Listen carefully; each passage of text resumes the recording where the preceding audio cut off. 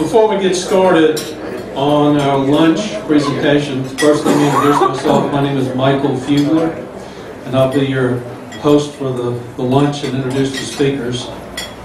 The first gentleman that's going to talk to you for just a few minutes needs no introduction, so I won't. Just kidding, right? Michael Scillia, the fixture, an icon. They should have an icon on the computer for him. They click it, he starts talking. Mikey is well known for all of his hard work on behalf of this organization with the various regulatory bodies, the SEC and FINRA. He has a report to give you on the latest status, and he must be doing a good job because they keep letting him come back, and we want him to come back after those visits and tell us what's going on. So if you would, when I introduce him, we're going to need to have your cooperation on quiet. And I really don't want to have to call people out. Just like the people at Mr. Roy's table. I know he paid for lunch and he's got people coming up here, so he definitely wants to listen. People over here on the side and the back. Please, once we get started, Alan will tell you. And Alan is going to be my bouncer because he's been working out. Right, Alan? So he'll keep it quiet. So please give Mikey your attention. Mikey Scillia. First, I'd like to introduce the other two members. We're the smallest committee, the Regulatory Committee for NIBA, but Jerry Adler, Newman Morris, and Mary O'Hara. They're both lawyers, so I'm the only broker-dealer on the committee. As you know, for those of you who aren't familiar with some of the accomplishments that NIBA's made, for 2.5 years before this past December, when 5123 got enacted, we worked closely with Joe Price in the Corporate Financing and Advertising Department, and we got 5123 reduced down to the level it is now, where basically you're only making the filing, and got most of those exemptions that they filed in. That was almost single-handedly with a couple of minor contributions by other organizations and the NIBA initiative. So we've had some pretty good success. In the last year, we've written 3 comment letters, 2 of which are still in process. We've had a continuing dialogue since September with the Securities and Exchange Commission over 2 very looming big issues at the SEC. One is the broker-dealer financial responsibility rules, which, if those of you remember from the last conferences, last summer they reintroduced a 2007 157-page document called the Broker-Dealer Financial Responsibility Rules. There are 57 different rules that they suspended in 2007 because that was the year that FINRA was being created versus the NESD. They thought it was a bad time to do that. Last summer, they tried to slip it through. 5 organizations banded together. We went to the SEC. We got them to delay it. They put a 30-day comment period in. There was only 30 comments or 40 comments.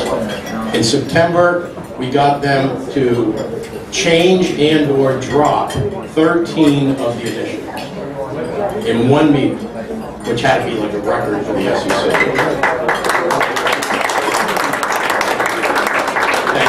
Secondly, we've had 2 follow-up conference calls with you. And next month, in the second week of April, I'm going back with 2 other representatives from the SEC. And one day, we're going to hopefully finalize the initiatives they're taking that will impact small broker-dealers in the morning. And in the afternoon, we're going to be addressing with a different group the new Regulation A changes that were brought about as a result of the Jobs Act. As you know, Regulation A is the least used filing of all filing methodologies. Ever since 2005, if I could have a little quiet in the back, I'm having a hard time hearing myself speak, thank you. Ever since 2005, the most used filing for small broker-dealers to raise capital for the people that are in this room looking for money was the SB2, the Small Business 2 filing. In 2005, that had a good run from 1992 to 2005. Politically, it got chopped off. And with that, during the period of 1992 to 2005, it was a 45-degree angle, both in the number of deals that were done during that period of time, and also in the amount of money that was raised. Since 2005, way before the 2008 problem, it's like a straight line down on raising public funds for small cap and micro cap companies. So, the SEC and the Jobs Act said, hey, we're bringing this to $50 million from 5. Well, guess what? It never got used at 5, so why would we think that 20 or 30 or 40 million would get raised off of it? Because it's not a applicable rule, and it still obviously has all the state problems.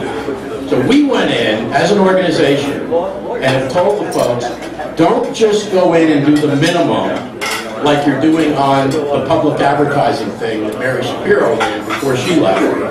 Please go in and do something that's actually going to be good for small capitalization. And that is, let's bring back a version of the Reg A that is almost similar to the registration that would allow for a listing simultaneously on an exchange, which Reg A can't do. So therefore, we're proposing, the organization, NIBA, is proposing almost single-handedly, and speaking almost single-handedly with the SEC, about having a regular Reg A, which we don't want to throw out, because obviously it's got that 30-day period that it automatically becomes effective in 30 days, like an S3 does. But we want to bring a registration statement part that'll approximate what the SB2 used to do, so that all of you smaller issuers could now use a real Reg A that got coordinated with an 8A filing to actually list on an exchange when you raise $6 or $7 or $8 million. Does everybody agree that might be a good thing to do with a 30-day period instead of a 6-month period? So that's what we're doing in April. That's our update. Thank you for listening.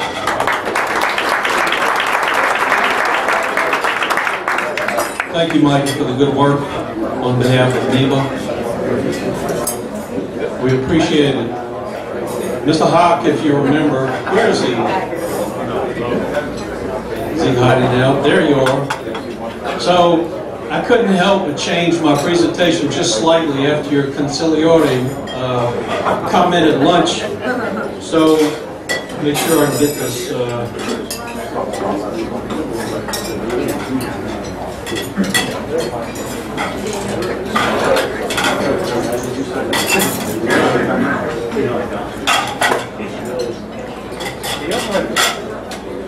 So Jim does take his job seriously, and he does take his comments to me seriously. So if you see me come over and lean over to whisper in your ear, you can book it. I'm coming from Mr. Hawk, and he does have a message. So Jim, they now are going to be aware of where my messages are coming from. I want to talk to you today for just a few minutes before we have our speaker, and if I could get your attention.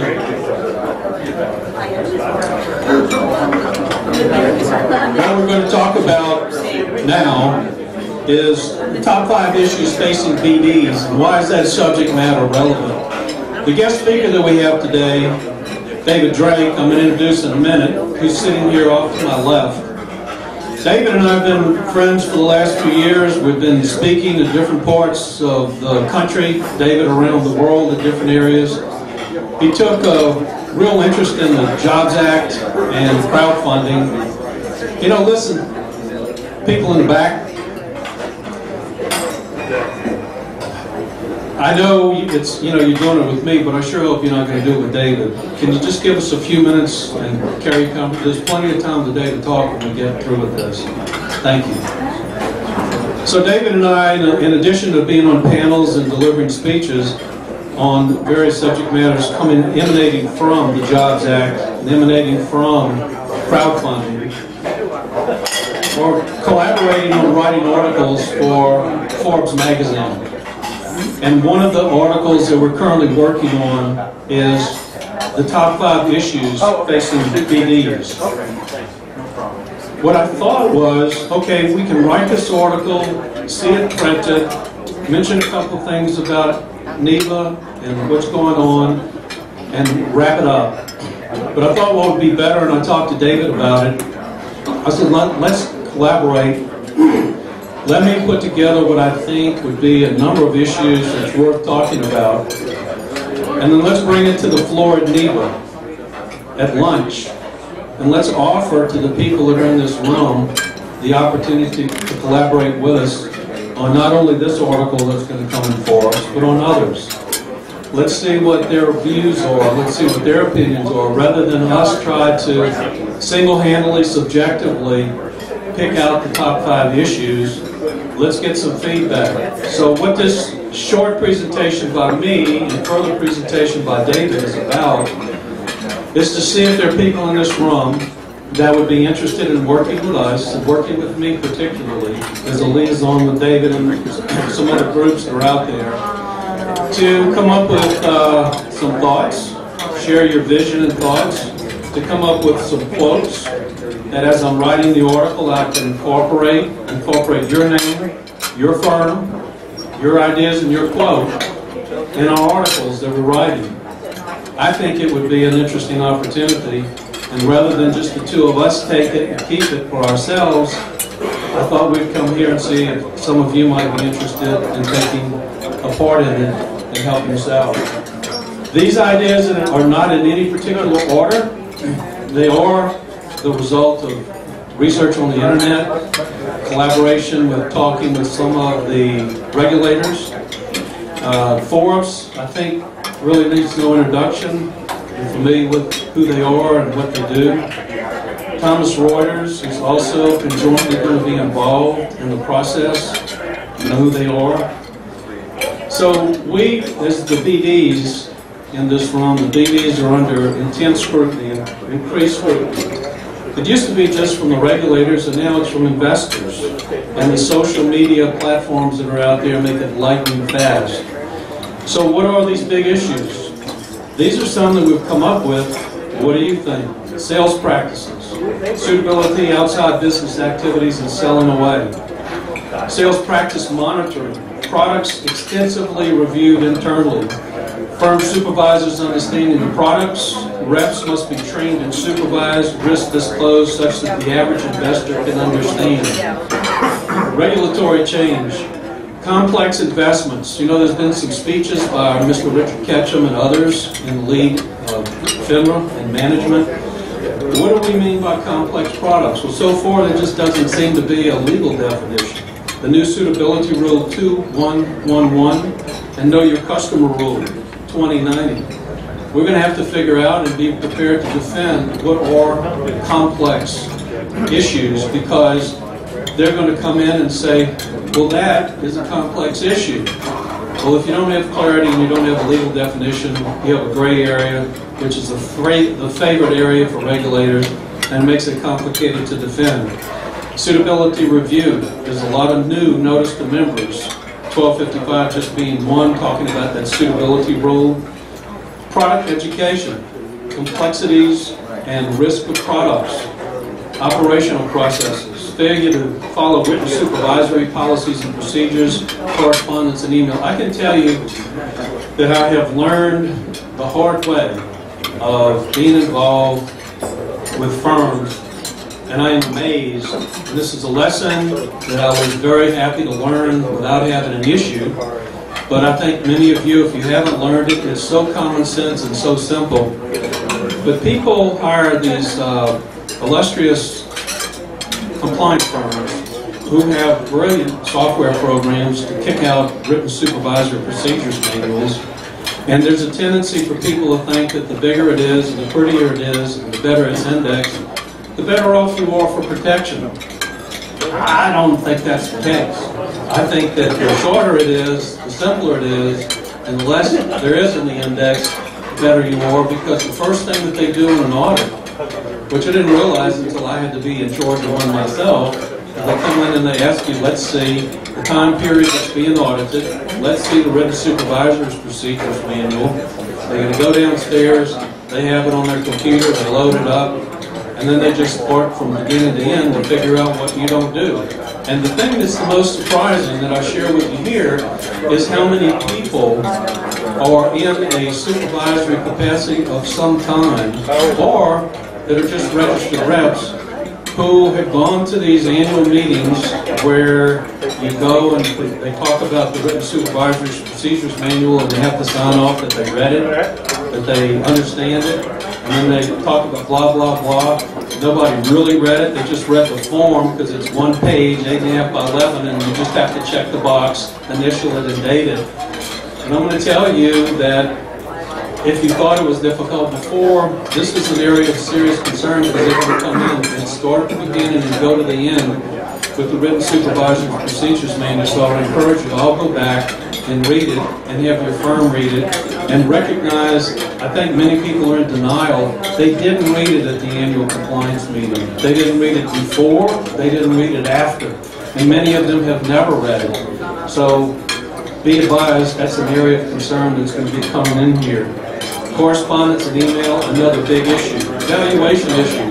There have been 20 articles in the last 3 months about FINRA coming in January of 2013 to look hard at non-traded REITs, look at illiquid investments, and make it an issue as to whether or not you consider that in the suitability issues. Jobs Act and crowdfunding, to participate or not participate. David's going to touch heavily on that. Supervision, books and records. If you're interested, again, my name is Michael Fugler. My email, you just take my name and put .com. You can get contact me, send an email right off of that.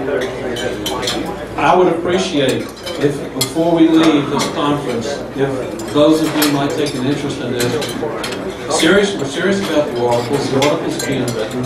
And what I'd really like to do, we couldn't do everyone, but you know, this first article, maybe we could include 3, 4, 5, 6, 7 people that are members here, and what their views are about what we're writing about on the subject matter. Give me your view, give me a quote, and let's see if we can work it into the article. We'll certainly would like to include and plan to include NIBA in the article. And then as we develop more with David, who's going to be up here speaking in a minute, there'll be a continuing opportunity for them to collaborate through me to David together so that we can begin to rise up through the media and begin to get recognized. I thank David because it's a really nice opportunity. I've enjoyed working with him up until this point. Now, moving into David's presentation, David had spent some significant time in New York and rose from, I guess, relatively quiet and behind-the-scenes background to a person of renown, if for no other reason, the social events and parties that he was having at his loft, which developed in what he called the Soho Loft. And from these parties, more people thought it was a cool venue and wanted to say, David, can we have a party at your place? And I think David's answer generally was, yeah. And when things took off and people started networking and socializing, and the Soho Loft became legendary for that networking opportunity. And now he's built an enterprise and a business, and he kept that name. He no longer deals with that, no longer has the loft physically, but he kept the name because it was so familiar to so many people in New York, and has branched into a serious interest in the Jobs Act and crowdfunding. Has been speaking around the world, has been gathering collaboration and allies and strategic alliances. And with that, I will say that we were discussing exactly what we wanted to focus on with David's presentation today. Recent interest and application by global institutions and asset managers with crowdfunding, comparing angel lists, and how global business firms are using it and Kickstarter, and how you and your client can get in on the action. David has some news and information because it does seem that there is a tendency for the regulators in their review of the portals to be interested in pushing it toward involvement with broker-dealers. So what is that interest? How is it evolving? Would you please welcome David Frey from the Television.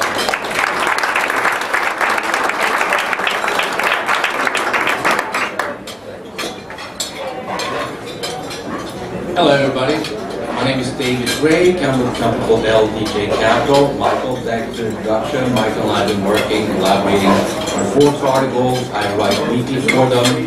I write for Reuters as well on a weekly basis. We're doing a lot of work with them. We started as a private equity advisory, and we also took some GP position in a hedge fund and a private equity fund in the past. And I decided to invest into the Soho Law, which Michael explained used to be my home, but we ended up making it into a media company. And today we do about 250 events globally, including working with Reuters very closely. I was here a year ago.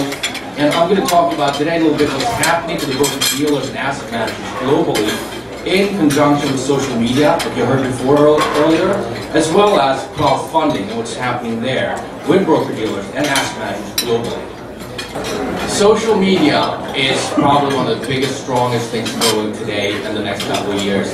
Crowdfunding, technically, is really a tool set that I talked about a year ago. And when I was talking about crowdfunding, I was referring to how do you use that technology to offer investors to look at something online. You know, Kickstarter did about $74 million in revenue last year. 84 of that was in gaming. That's 30%. And technology and other media entertainment was huge. $274 million was given as donations, not even equity. So what broker-dealers are doing now globally, not only in the US, they're starting to talk to crowdfunding companies and say, well, wait a minute, why can't we use your technology in-house? Why can't we post 10, 15 deals and let our accredited investors and our institutional investors look at that in a closed environment? That's really what it is. You know, AngelList is doing about 12 million pounds of deals a month. They're doing just that. They're showing opportunities online to let accredited investors that are not in the US go online and invest offline. They're not automating the process. They're saying, hey, if you want to invest, get offline, get a lawyer, get a broker-dealer, and close the deal. So what we're seeing right now with the Jobs Act, whereas the crowdfunding is probably last on the list. Well, okay, Reg A is behind it. Right? Crowdfunding is going to be pushed out, what I wrote in the Forbes article, probably 2014. But, as we said before, like Michael said, you know, FINRA has their regulations. They have not commented because there's no proposal yet for crowdfunding. So all the crowdfunders are rushing to broker-dealers today. They're going to broker-dealers today because they want to license them through the broker-dealers to start in 506, the Reg D 506. So there's about 20, 30 firms in North America today. They're all interviewing broker-dealers, trying to see if they can use broker-dealers in 506 and then do their proposal of crowdfunding in closed environments. And that's what's happening today. And there's about, 10, 15 very active ones. But you can start getting size of this. And let me give you size of crowdfunding. Is this big? All right. Lawrence Summers, former Secretary of State, just joined Lending Club as a board advisor. Lending Club is doing $125 million in loans this month in February. They're going to hit $1.5 billion in loans, and they also have John Mack, former CEO of Morgan Stanley, on board. Them and Kickstarter, if they combine together, they're going to hit $2 billion. And they considered the first one crowdfunding for debt, the second one crowdfunding for reward. So my estimate is that this business is going to be $6 billion, double what it was last year, and double what it was the year before. And I think that this is a great opportunity for broker dealers to start saying, well, wait a minute. Well, let me look at this technology. It's not very expensive. It's very simple. And when you get Title II of the Jobs Act, where you can actually market freely through TV and internet, it's not legal yet, but when it becomes legal, that tool, if you partner up with a crowdfunding platform, you'll be able to build your database of investors seamlessly, quickly. Right now, it has to be in closed environment. When Title II goes through the next 3 to 6 months, it's because it's ahead of crowdfunding to be passed the SEC. We talk to them too on a daily basis because we were part of creating the crowdfunding platforms and associations to talk to the SEC on a daily basis. When that passes, you're going to have the technology in place, all of you guys, to just say, okay, wait a minute, we don't have to just keep it enclosed to our own accredited investors. We can now market on TV and internet. They can now come and efficiently see our deals, and we can then decide if they're accredited. That's what Title II can allow you to do.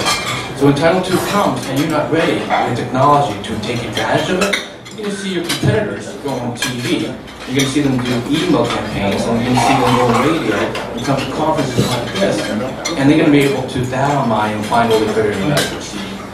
That's why crowdfunding is important. So on that note, and not being able to show you this little slide, if you want to know more about it, Michael's an expert on crowdfunding, and I work with Michael when it comes to write articles. As I said, we write weekly for Forbes, and we write for Reuters as well. And I'm going to collaborate on this article. So if you think about challenges the broker-dealer community has, go up to Michael. See if you can't get quoted in the article with him. And see what we can do to kind of coordinate our efforts with the SEC. Because Michael, you told also to me that you are going to the SEC independently.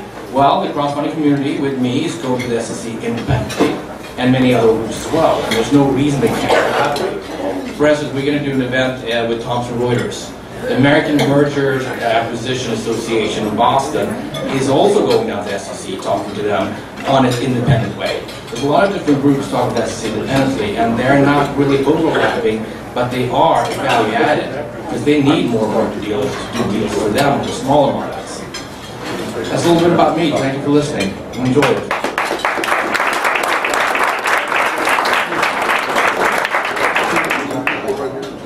Any questions, please? Go ahead, Michael. All of your travels around the world, have you found that in other countries are actually utilizing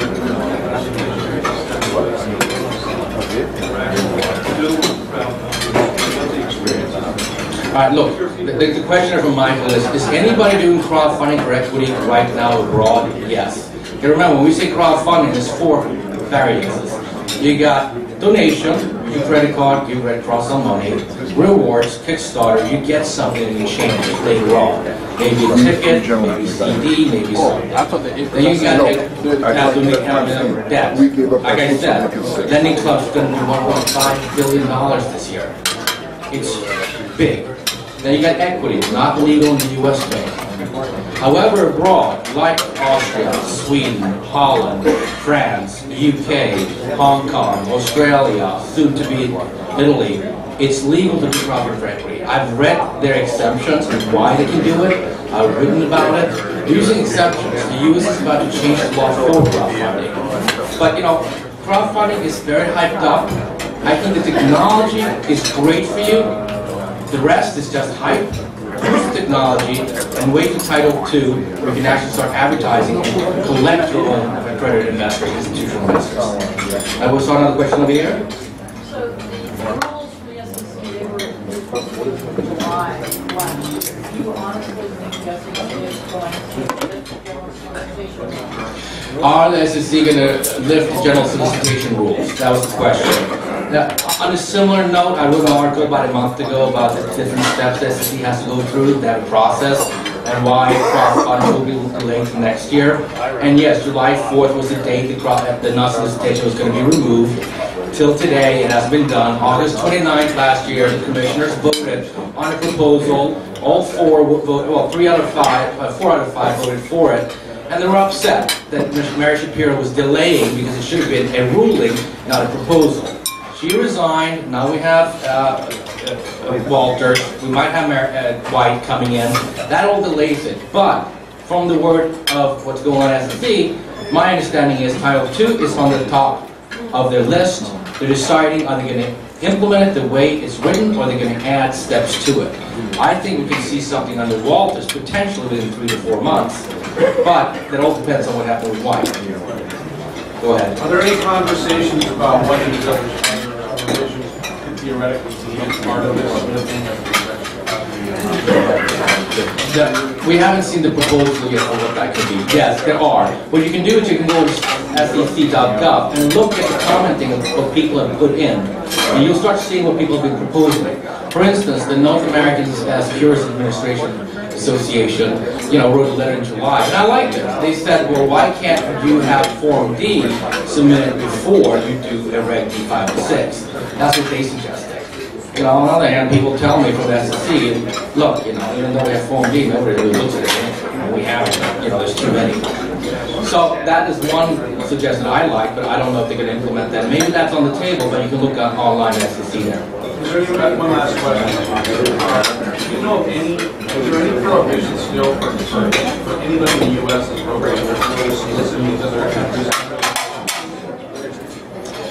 That's a good question. Are there exemptions, or can you solicit investors from abroad that may not be accredited? For that, I want you to come up. No? Not necessarily. Anybody. I don't know the answer, but maybe you can talk about that, Michael. I think under Reg S, you can do that. You can get investors from abroad to invest and solicit them. There's a lot of countries out there, so I'm going to give you a broad stroke without having to take them by line. The basic fundamental of the legal structure that exists in foreign countries is, yes, you can go over there and market to people and introduce yourself to people. Your sales material, if you have any SPC from the United States, you have to go home, take your orders from the United States, close from the United States. If you go over there on the ground and hold yourself out to be a licensed person or a broker, dealer, investment banker, and you start handing out your material, you start trying to close, start trying to take orders, you're going to be in deep trouble. That's the basic thing. We can talk about that later because I spent the last 17 years trying to figure out how to do it effectively, so we can talk about it. And also on that note, we are working with asset managers. They're asking us the same way, the same question. Is it possible? Yes. How? You're going to have to come up to me afterwards. There's a little secret sauce to it. But the way it's structured abroad today is they all have special purpose vehicles. And the crowdfunding organization abroad, like the leading company, the oldest one is Symbid, Cedars, Crowdfunding in the UK. UK is the biggest one. Holland's very advanced. The way it's structured, they have an SPV. The crowdfunding platform is managing that SPV. You put money into the SPV or the fund, and then that fund in turn invests one time into the company they want to invest into. That's how it's structured abroad. And right now, every crowdfunding organization abroad that does it for equity, you have to be a citizen of that country to be able to invest in that SPV.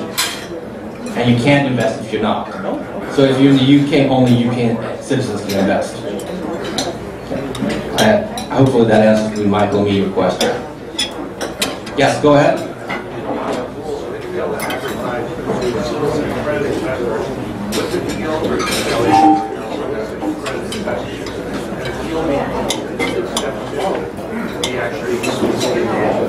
Okay, the question is, look, I'm not a lawyer, I have a master's in law, but, we're dealing with SEC all the time, so you're going to have to go to a lawyer to talk about it, but it hasn't been decided yet.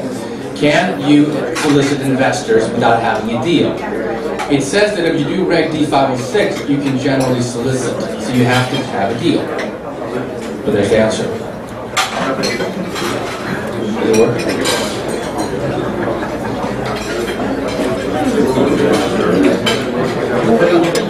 Okay. All right, any last questions?